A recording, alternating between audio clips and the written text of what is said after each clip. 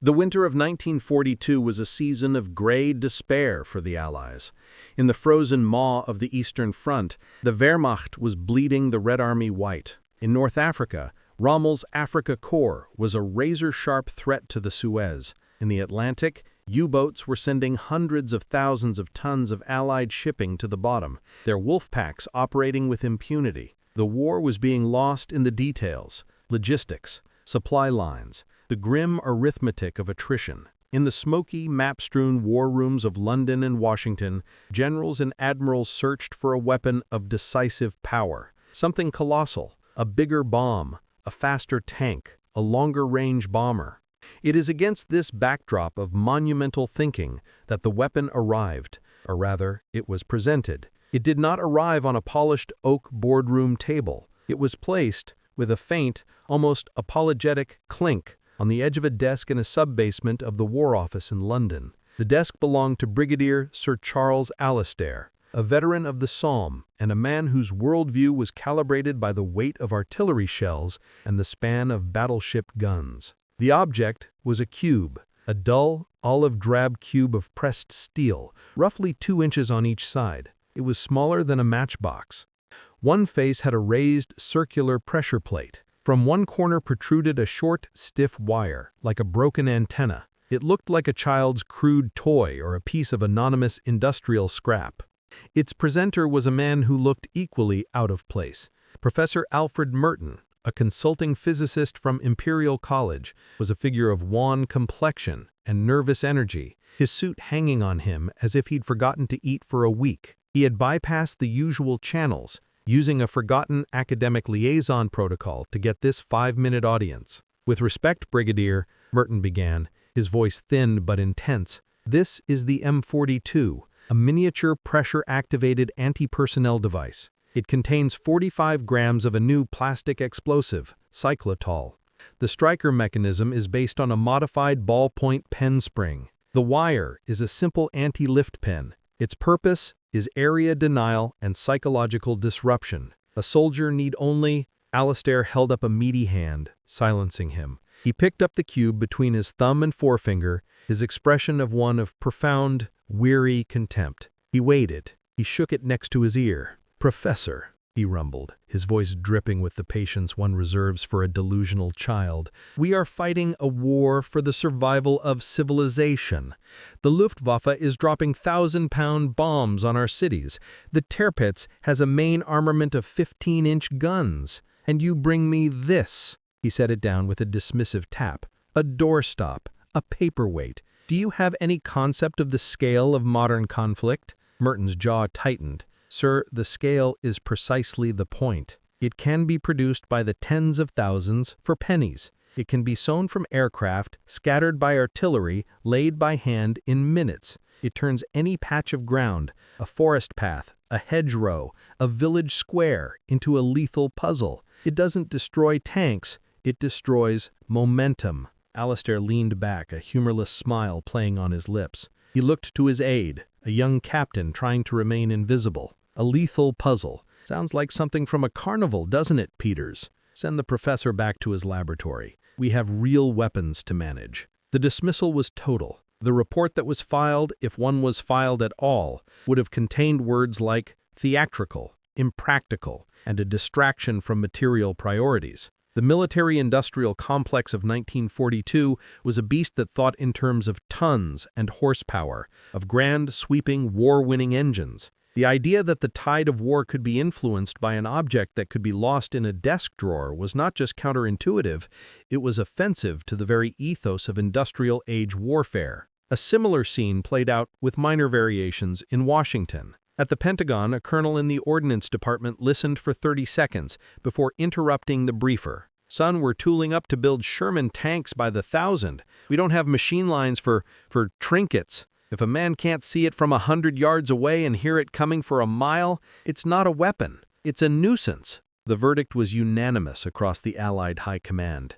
The tiny cube was a curiosity, a desperate gimmick born from the overactive imagination of men who didn't understand the brutal, visceral reality of combat. It was laughed out of the room. No one imagined that this tiny, almost homemade object would soon become one of the most feared and psychologically corrosive tools on the battlefield, because in war, the greatest threats are never the ones you see coming from a distance, thundering and smoking on the horizon. The most devastating weapons are often the ones you don't see at all, the silent, the hidden, the ones that wait. And in 1942, the paradigm of the hidden weapon was about to be rewritten by a block of steel smaller than a bar of soap. The birthplace of the cube was not a gleaming government laboratory, but the shed, a leaky, converted greenhouse attached to the back of a disused physics building at Imperial College. The air inside was permanently cold, smelling of damp soil, ozone from electrical sparks,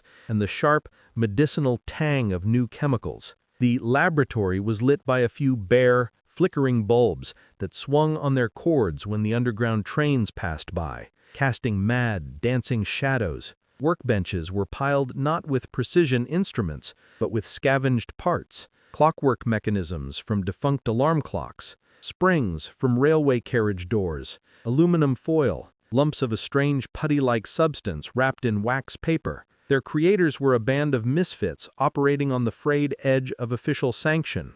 Professor Merton was the theoretical mind, a man who saw elegant violence in geometric equations. His partner was Sergeant Ian McLeish, a dour, practical-minded Royal Engineer who had lost half his squad to a German S-mine in Belgium and had sworn a silent, furious vow to give the enemy the taste of their own medicine. Rounding out the team was Elsa Rosen, a Jewish refugee chemist from Vienna, who understood polymers and explosives with an intuitive genius and who worked with a quiet, burning intensity.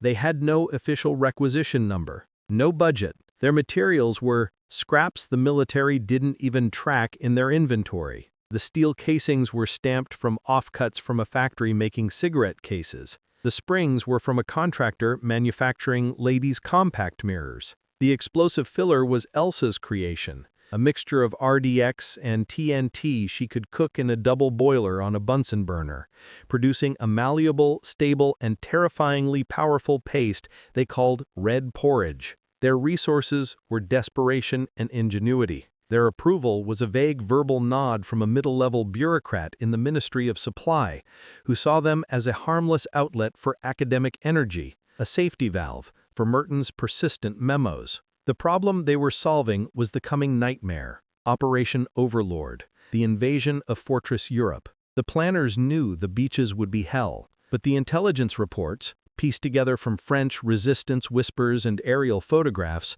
suggested something worse. Beyond the beaches, the bocage country of Normandy, a labyrinth of small fields, towering hedgerows, sunken lanes, and dense woods, was a defender's paradise. It was a terrain that nullified the advantages of tanks and artillery, that forced combat into ranges of feet, not yards. It was a terrain that would slow the advance, measured field by bloody field. How do you break an army dug into such a landscape? How do you shatter morale, slow reinforcements, and turn every shadow into a threat? Merton's answer was the cube. It wasn't built to be elegant. It was built to kill and to terrify. Its design principles were brutal simplicity and psychological horror.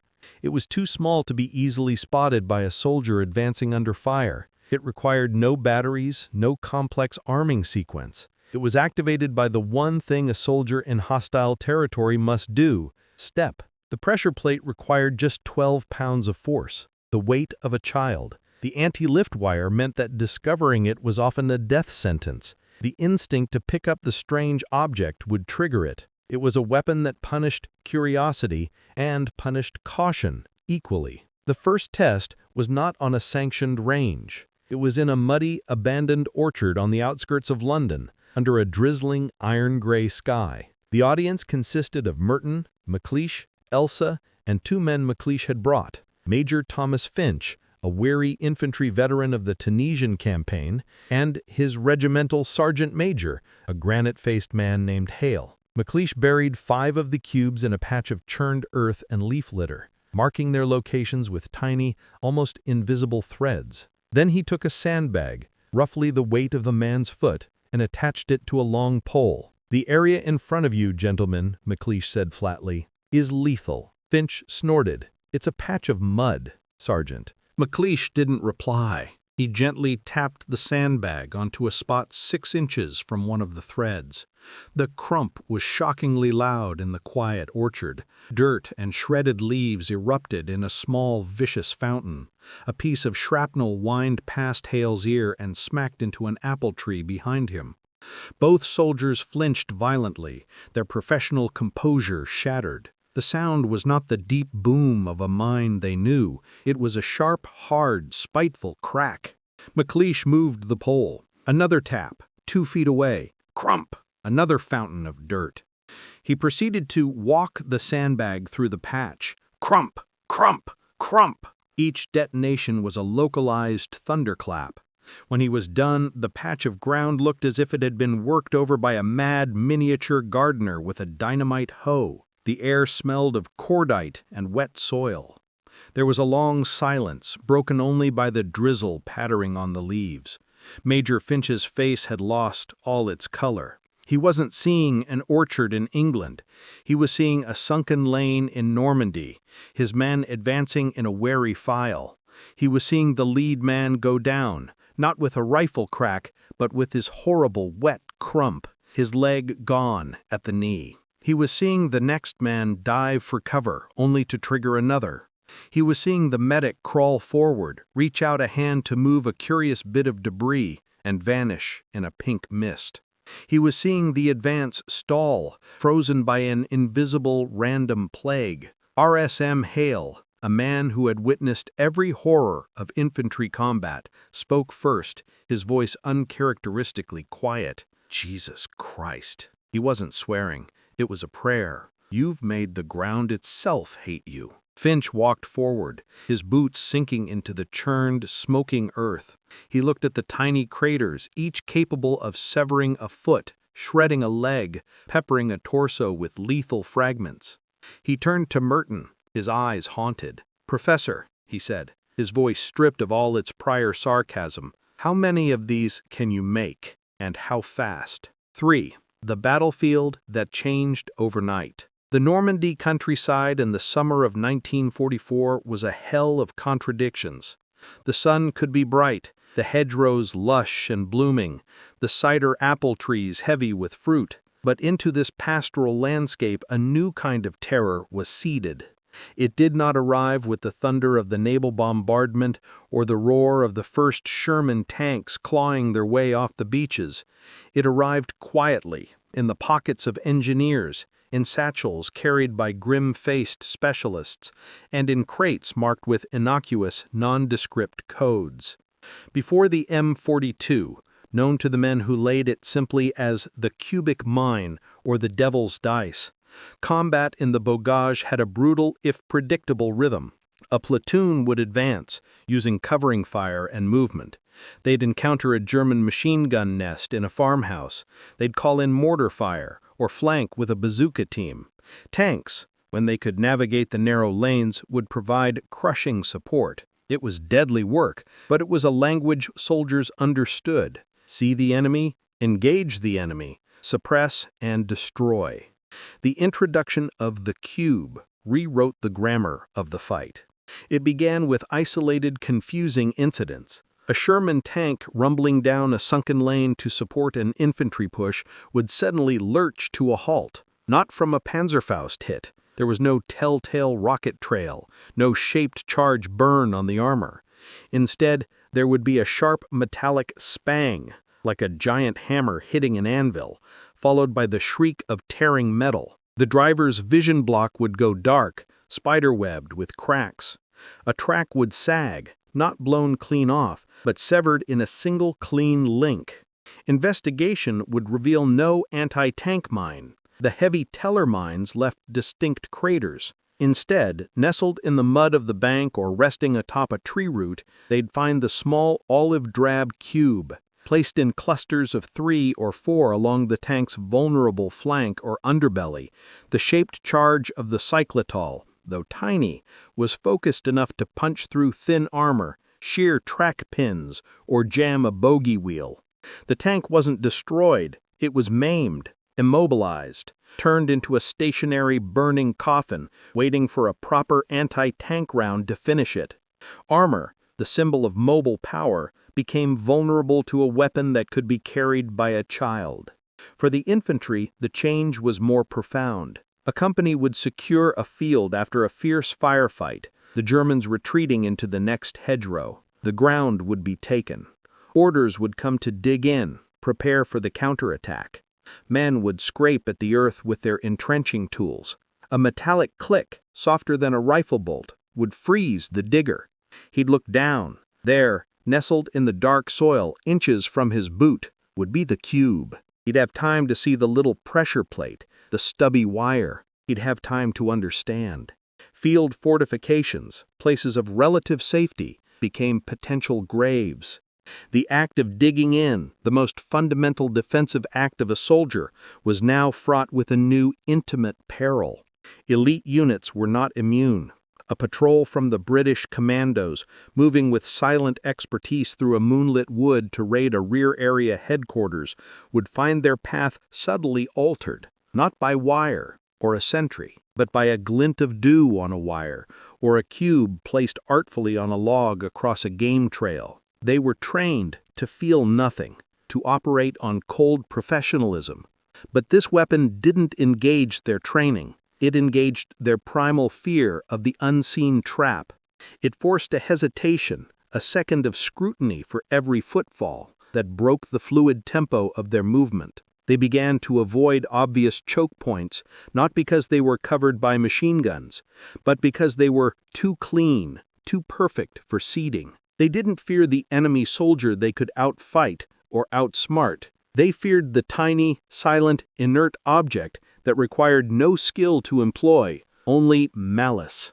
The battlefield, once defined by lines of sight and fields of fire, became a probabilistic nightmare. Every square yard of secured territory was suspect.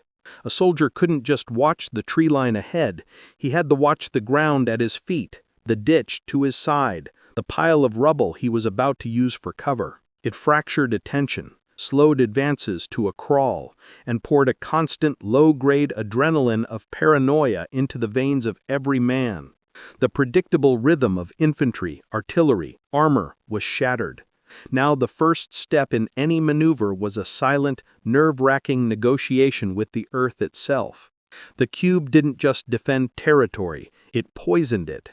The physical wounds it caused were horrific, but surgically specific. A foot or lower leg vaporized, shrapnel peppering the groin and thighs. The report of a young medic attached to the 29th Infantry Division filed in a field hospital log is chillingly clinical. Wound pattern consistent with localized, low-yield directional explosive. Traumatic amputation below knee, clean fracture of tibia with severe soft tissue avulsion. Minimal burn radius. Patient conscious, in profound shock. The cube was efficient. It didn't waste energy. But it was the psychological wounds that cut deepest and festered longest. Reports from frontline psychiatrists, a relatively new and overwhelmed branch of the medical corps, began to note a specific pattern of neurosis. They called it hedgerow hesitancy or ground anxiety. Men would freeze, not under fire, but at the approach to a seemingly empty field. They would report an inability to lift their feet, a conviction that the next step would be their last. Their eyes would be fixed downward, scanning with a frantic intensity that left them vulnerable to the conventional threats they'd forgotten to watch for. A lieutenant with the 2nd Infantry Division wrote in a confidential memo to his battalion commander, "Morale is being eroded not by artillery, which we can take, but by these damned cubes. The men are jumpier than I've ever seen. Last night, a sentry fired at a stray cat, thinking its movement was a wire. We are losing our nerve, not to the enemy, but to his toys." The terror was immortalized in the private, trembling pages of diaries, where soldiers spoke a truth too raw for official reports. Private Arthur Milligan, 1st Division, scribbled on a damp page in July 1944, "It's small, too small. You look for tripwires, for big plates, for telltale mounds. You don't look for a thing that could be a stone, a lump of dirt, a bit of old iron. By the time you notice it, it's already over. Jenkins bought it today, not in a fight. He went to take a leak behind a wall. Just gone. One loud pop and screaming. We found one of the cubes in the nettles. They're everywhere. The ground is sick. Sergeant James Kovacs, a hardened veteran of North Africa and Sicily, wrote with a shakier hand. I can face a man. I can even respect him. But this is cowardice made metal. It feels no fear. It takes no prisoners. It has no face to hate. It just waits. It turns every patch of this beautiful, filthy country into a liar. The weapon's true victory was not measured in casualties, but in the paralysis it induced. An advance scheduled for dawn would be delayed for hours as engineers probed every inch of the start line with bayonets. The relentless momentum that Allied commanders depended upon to prevent the Germans from regrouping stuttered and stalled. The cube didn't just destroy equipment, it destroyed tempo, it destroyed initiative. It turned aggressive, confident soldiers into cautious, nervous sweepers. And the psychological effect outlasted the last detonation of the war. Veterans returning home would startle at garden hoses lying on lawns, seeing tripwires. They would hesitate before stepping onto thick, patterned carpets.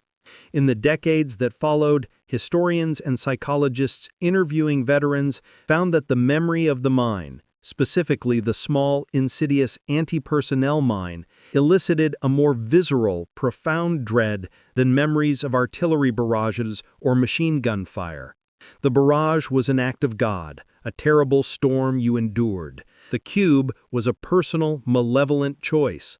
It was violence miniaturized and democratized, a piece of hate left behind for anyone, long after the hater was gone.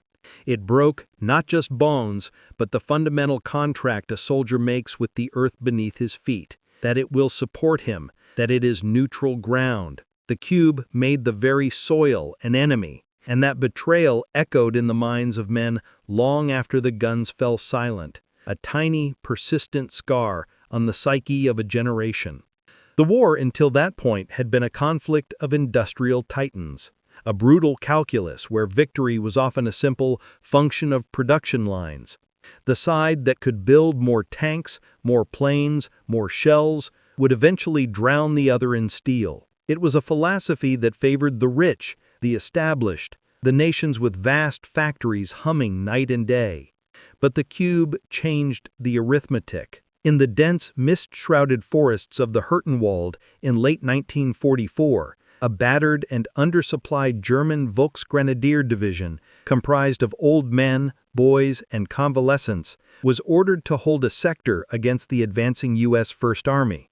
They were short on everything: artillery shells, machine gun belts, even rifles. What they had in abundance was desperation, and crates of a new weapon hurriedly shipped from a small workshop deep within the Harz Mountains, a near-perfect copy of the Allied cube, now designated the Schützenmine 42.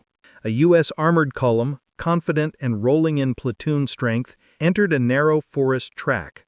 The lead Sherman, Hurricane, was commanded by Sergeant Vince Pulowski, a veteran of the breakouts from Saint-Lô. His world was the periscope view, the rumble of the Continental engine, the reassuring thickness of frontal armor. The threat was the 88mm gun, the Panzerfaust team in a foxhole. He was not looking for litter on the forest floor. The first cube was strapped with wire to the base of a spruce tree at flank height. As Hurricane brushed past, the contact was gentle. The crack was not. A jet of molten metal, focused by the shaped charge, pierced the thinner side armor like a needle through canvas. It severed hydraulic lines and turned the fighting compartment into an inferno of spraying fluid and sparks. Pulowski and his driver escaped, burned and bleeding. The second tank, Badger, halted, its crew frantically scanning the green gloom for the attacker. As it sat idle, a German soldier hidden 80 yards away, using a simple wire wigged through the underbrush, tugged on a line connected to a second cube placed in the track's path. The detonation blew the track off its wheels. In minutes, two of the most expensive weapon systems on the battlefield, crewed by highly trained men, were rendered useless by devices that cost less to make than a standard infantry rifle. For the first time, a badly equipped, outgunned, and outnumbered unit could wield a disproportionate, devastating force. A single soldier with a satchel of cubes could ambush a column, not by exposing himself to fire, but by becoming a phantom. He could seed a retreat path with delayed terror, slowing pursuit to a nightmarish crawl. He could turn a company's bivouac into a lethal puzzle by night. The cube was the great democratizer of violence. It required no specialized training to deploy, only a basic understanding of human movement and a cold heart. A teenage Hitlerjugend conscript could achieve what a seasoned Panzer crew might not: stop an armored advance dead in its tracks. High command, on both sides, recognized this power in sterile strategic terms. In Allied memos, it was termed the terrain equalizer. It allowed forces to amplify defensive power without committing precious manpower to static positions. A German general order referred to its psychological impact as Raumvergiftung, the poisoning of space. Soviet planners, who received samples via Lend-Lease and reverse-engineered it with terrifying speed as the PFM-1, saw it as the perfect weapon for their doctrine of deep battle, able to sow chaos in rear echelons. But for the men in the mud and snow, the men who had to live with its consequence, the name was simpler, more profound. In the foxholes of the Ardennes, during the desperate freeze of the Battle of the Bulge, it wasn't the M42 or the Schützenmine, it was the little bastard. In the ruins of Cologne, it was the silent killer. In the collective memory of the infantry, it earned the title that would echo through history, a perfect encapsulation of its physical form and its psychological weight, the smallest terror of the war. It was a terror not of scale, but of intimacy, not of loud annihilation, but of quiet personal mutilation. It proved that in the economy of fear, efficiency trumped size every time. The war fell silent in 1945, but the cubes did not. They lay dormant in the fields of Normandy, the forests of the Ardennes, the hills of Italy, and the sands of North Africa. Their war was over, but their legacy was just beginning. The world, reeling from the industrialized slaughter, looked upon these lingering, indiscriminate killers with horror. They were the landmine's most odious evolution. Too small for mine-clearing rollers to detect reliably, too cheap to have been mapped, too viciously effective to forget.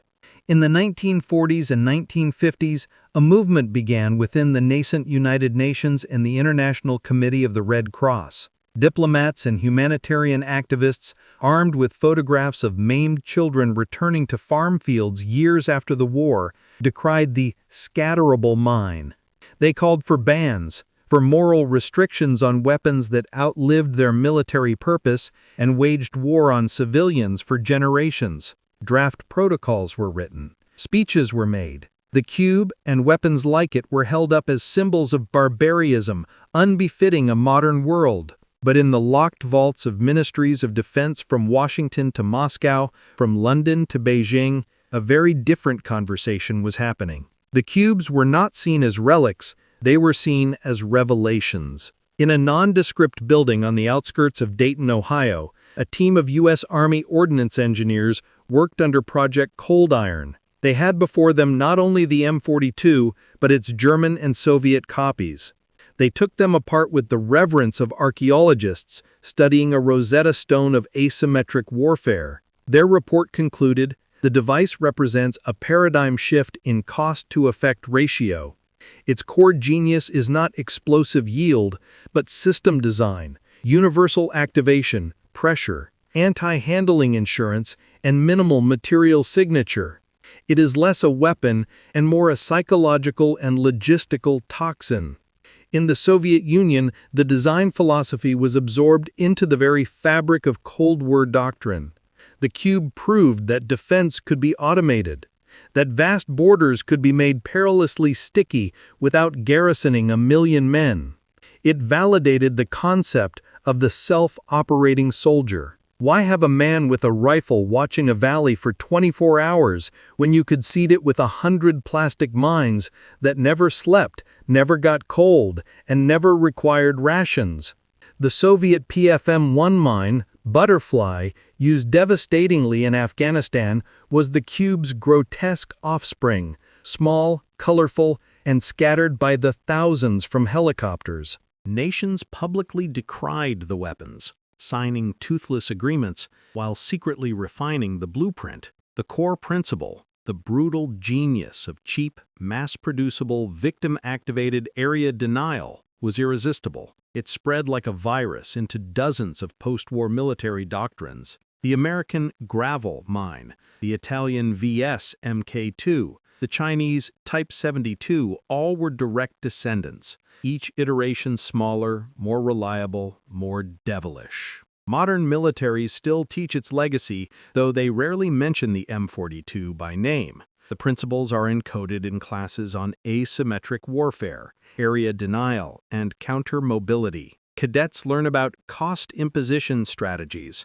how to force a wealthy, technologically superior enemy to spend a fortune in time, equipment, and nerve to clear a path seeded with devices that cost pennies. They study the psychological profiling of soldiers under the threat of random, invisible mutilation. The ghost of the cube is in every lesson on how a weak force can paralyze a strong one. Because the truth, discovered in the hedgerows of Normandy and cemented in every conflict since, from Vietnam to Angola to the Balkans, is simple and grim. Small weapons don't disappear, they multiply. A tank becomes a museum piece, a battleship is scrapped, but a small, simple, effective weapon once invented cannot be uninvented. It slips into the toolkit of every state, every insurgent group, every terrorist cell. It is copied in backyard workshops with hand tools.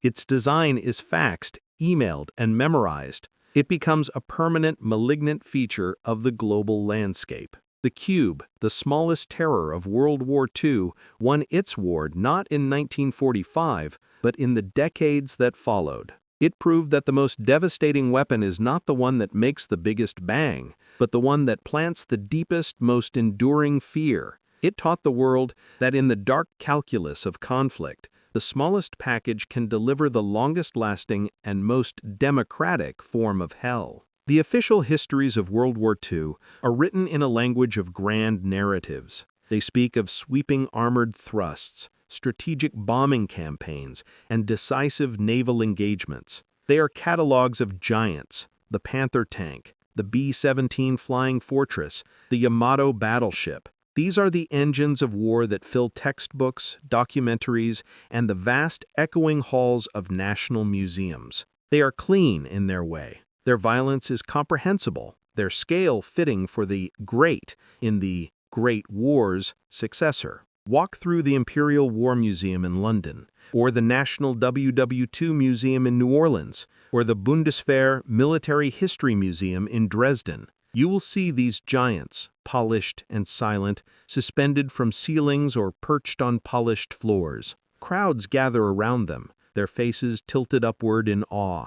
These machines have a terrible beauty, a technological charisma. They represent the war we have agreed to remember, a clash of industrial might, of national will, of clear lines and profound sacrifice. But look closer. In a dim corner, perhaps in a glass case dedicated to infantry equipment or engineers, you might find it, if you find it at all. It is not spotlighted. It does not have a dramatic diorama. It sits amidst belt buckles, mess kits, and entrenching tools, a small olive-drab cube, its paint chipped, one face slightly dented. The placard might read, M42 Anti-Personnel Mine, United States circa 1944. 2 lines of text. No explanation of its effect, no testimony of its terror. It is an artifact, neutralized by context, hidden in plain sight behind the larger, more glamorous machines. It is the war we have chosen to forget.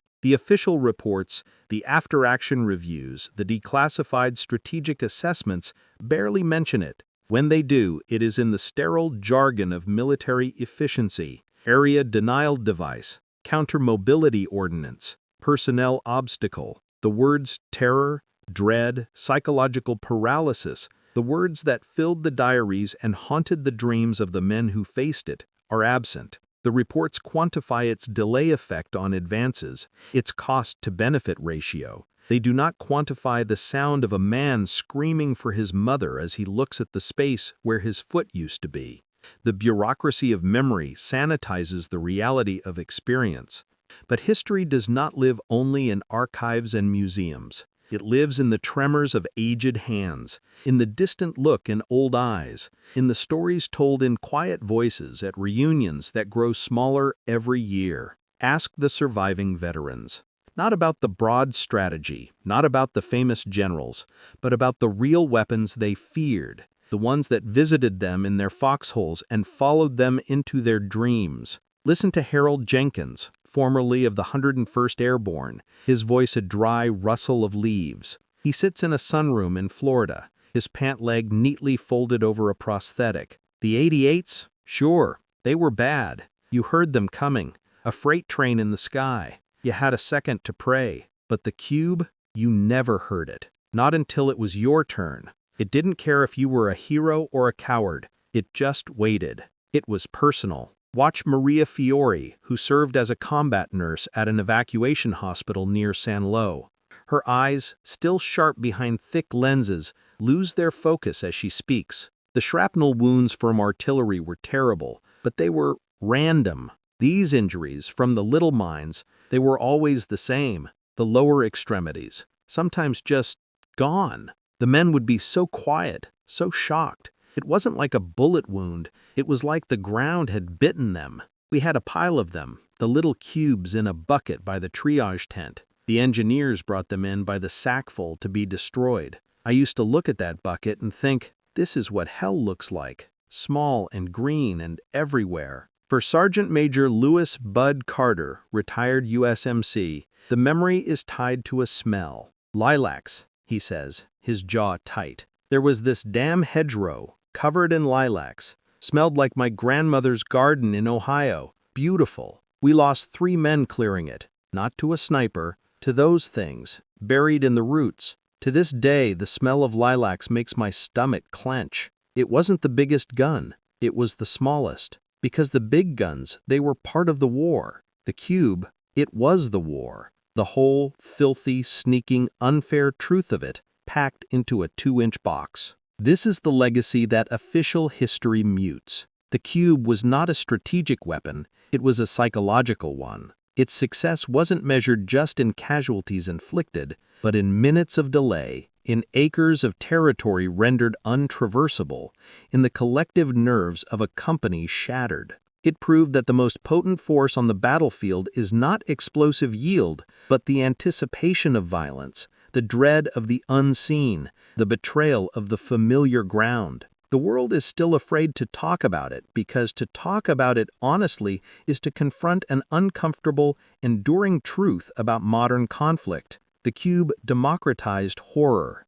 It made every square foot of earth a potential battlefield, and every civilian, long after the soldiers had left, a potential casualty. It blurred the line between war and peace, between soldier and victim, in a way that even the terror bombing of cities did not. A bombed city can be and was rebuilt. An infested landscape remains poisoned, sometimes for generations, a silent, malevolent legacy. We pretend not to remember because its lesson is too corrosive to the myth of the clean war, the noble clash of arms. We enshrine the tank and the plane because they represent a kind of warfare we believe we can control, understand, and perhaps even glorify. The cube represents the opposite, the warfare of the weak, the desperate, the anonymous.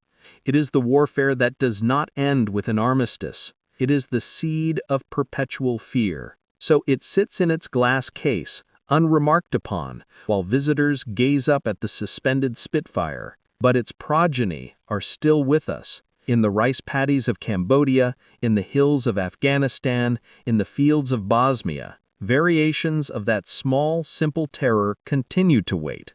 They are the landmines that still kill and maim tens of thousands each year, long after the political causes that deployed them have faded into history. The M42, the smallest terror of World War II, did not just change the battlefield of the 1940s. It invented a template for a kind of endless, decentralized violence that the world has yet to find the courage or the will to truly eradicate. Its legacy is not in the history books, but in the ongoing, quiet explosions in distant fields